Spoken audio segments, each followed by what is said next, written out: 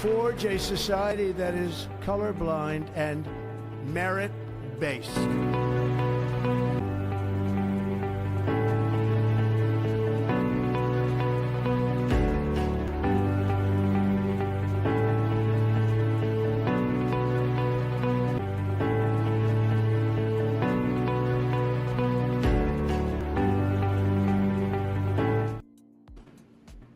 Hi Syria, hi Mario. So we are back again, guys.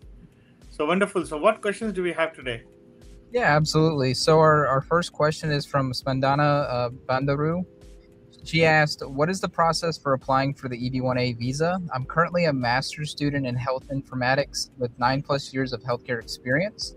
I have completed 3 related professional certifications. Am I eligible to start the EB-1A process? And I would like to know what the expected timeline and estimated cost for this process is. Very kind of an in-depth question. So if you are talking about field of health informatics, you may be good to start for the EB-1A process. I hope you are not referring to filing, but yes, you can take kind of an initiative to kickstart it. You have 9+ years of experience, which tells me that even if I were to take an average salary of 150K, the total impact salary that we called it, actually, what is an impact salary is basically a function of what is the total salary that you have, kind of accumulated or earned over a period of last say 9 year or 10 year of a decade of your experience, that whatever you would have earned, you bring it down to the present value of money actually.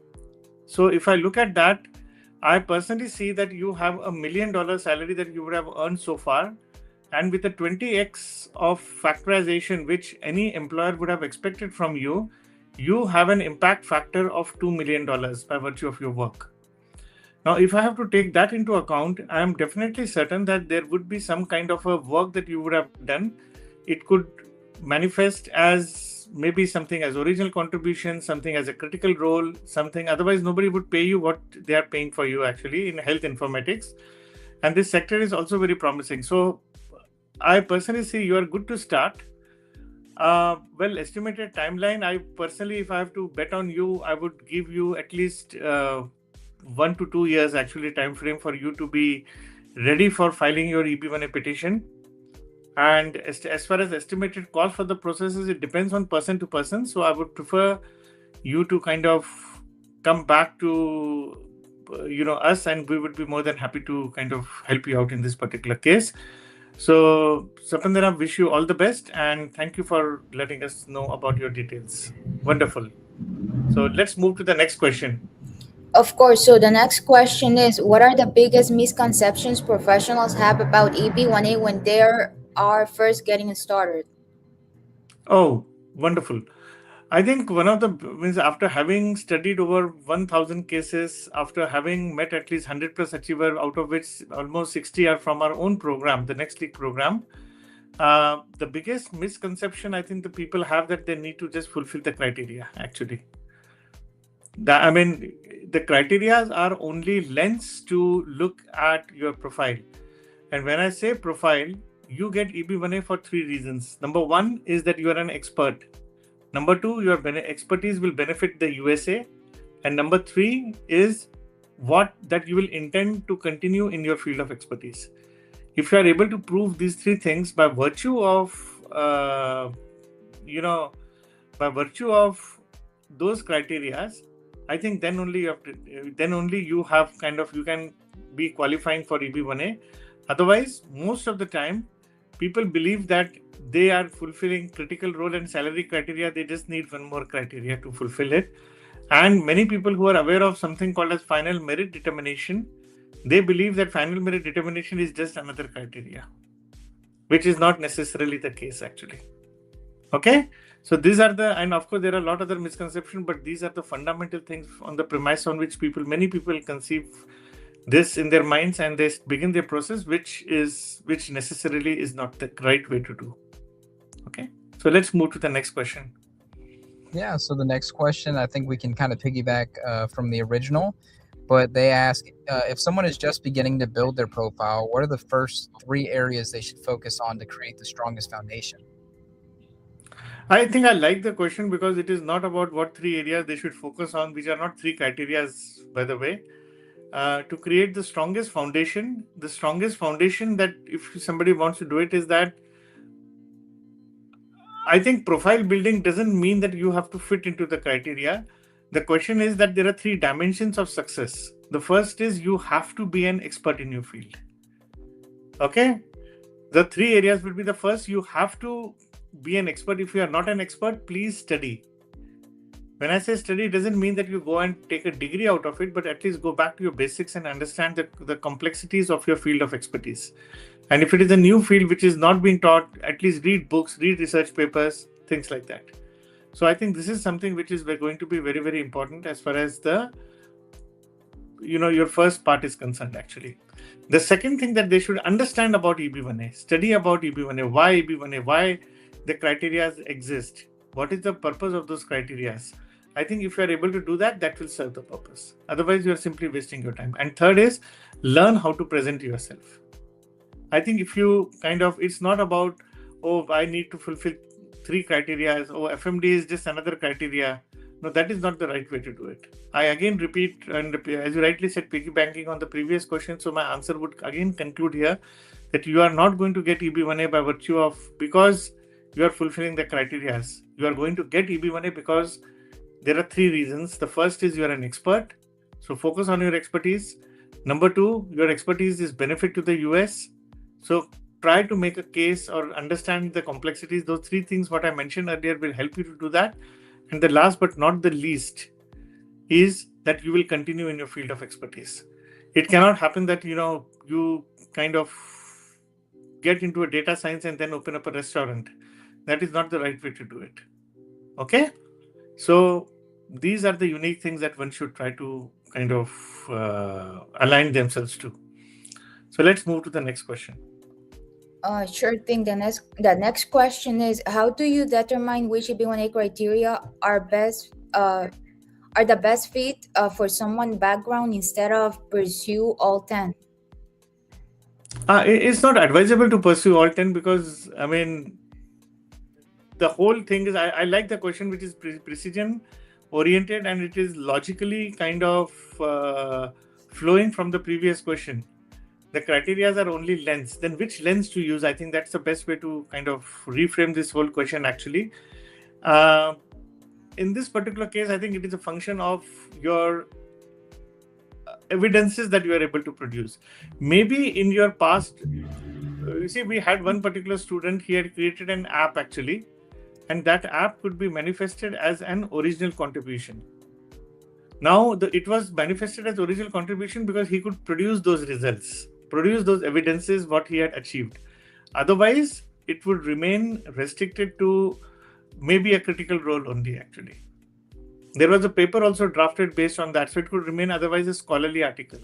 But if you are able to create or demonstrate a list of evidences, what you have done. Before we started the first featured question with one lady who was asking about from the healthcare. I gave a particular feedback in a sense that, you have an impact factor of roughly $20 million. That's what I mentioned earlier actually. Now, for some people it could be 20 million, some people it could be 1.5 million, for some people it could be $100 million actually impact that they have created. Now, can we look at the impact from the lens of the criteria? I think that is very important actually. So I don't want to complicate, present this or confuse people who are just starting afresh right now. But when we look at the criteria, we have to look at what evidences are possible for you and what evidences that you can do it. Everything that is a critical role cannot necessarily become an original contribution because you have contributed originally to the company actually. So let's understand. So that's what I have to say right now. So let's move to the next question. Yes, certainly. So our next question, they ask, I'm working on building my profile for EB-1A. I came across these BCS and IET fellowships. Is the USCIS accepting these fellowships for membership criteria? Also, how about the IEEE senior membership? Please provide feedback based on your experience. Okay, rather than just trying to get into a response, I would rather say that is it relevant to your field of expertise or not? Actually, that's the first thing.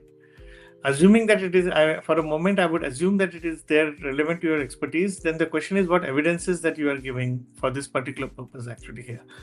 If you are able to give a particular purpose, if you are able to kind of demonstrate that it is relevant to your field and it makes sense, and this selection was based on merit rather than just paying fees, if you are able to do that. But of lately, because of influx of lot of application, IEEE senior membership has not been very impactful. I can just say this in a very generic manner, but there are cases which I have seen where even in case of RFE, IEEE senior membership has been accepted. Okay, so it's a double-edged sword actually. The first thing is that you have to connect it to your expertise, and second is the relevance based on your work has to be established. Okay, so let's move to the next question. So the next question is for the EB-1A published materials about the person's criterion can articles from major news outlets like Wall Street Journal, TechCrunch, The Verge that discuss technology product I work on be used as evidence if the articles do not mention my name. I have multiple published patents related to the technology discussed in these articles. Does connecting the media coverage with my patents and my role help establish that the published materials is about me, or does USCIS generally require the articles to explicitly mention me by name? I like this question because this gets into a little technical aspect of it, that what constitutes a definition of evidence. So for example, if you have done some patent and that patent is being spoken about without the reference of your name, and if that is the question, there might be a possibility to connect the two. Actually, I would suggest getting an expert opinion for the media actually, or from some academic professor who can connect the two parts. If you are able to connect the two parts and then say, some legal doctrine like constituting document doctrine of constituting documents together or something like this, then it is possible. In fact, we had one particular case where the person was working with one of the Fortune 50 companies, and there was a lot of media thing written about the company and its work, which this person was totally responsible, and the critical role was referred in that particular media actually, and we used it for the media category, indicating that and getting a letter from the company that the work that was done by him and the media is actually about him, but as a company policy we don't refer the name of the person in the media, we don't give it because it's a company as a whole. So that worked actually. So that is the best way forward, I would suggest that. Okay, so yes, the answer to that is it is possible. So let's take the last question now, guys. Yeah, absolutely. I think this is a great question to end it on. So some anonymous user asked, I recently came across a Reddit post from someone who's building a website where EB-1A and O1 aspirants can pay to view redacted approved petitions from people with similar backgrounds. The goal is to help aspirants identify which EB-1A criteria may be best fit for their profile, understand what types of evidence were used under each criterion, and during the final merits determination. See how that evidence was presented and even compare the quality of different law firms. The creator also plans to compensate approved petitioners for sharing their redacted petitions and charge users to access them. Do you think a resource like this would genuinely help EB-1A and O1 aspirants build stronger cases? And how would this compare to working with coaching services that provide personalized guidance? Well, it's a highly complex question. It takes into factor something called as the unlawful practice of law. It takes into account the roles of attorneys. It talks about the jurisprudence of EB-1A. There are a lot of layers involved into this. The question is, please understand that every case is very new. You cannot just map one template over the another. I think it would be interesting to see, and to a large extent, I think this is for an qualified attorney to make a statement.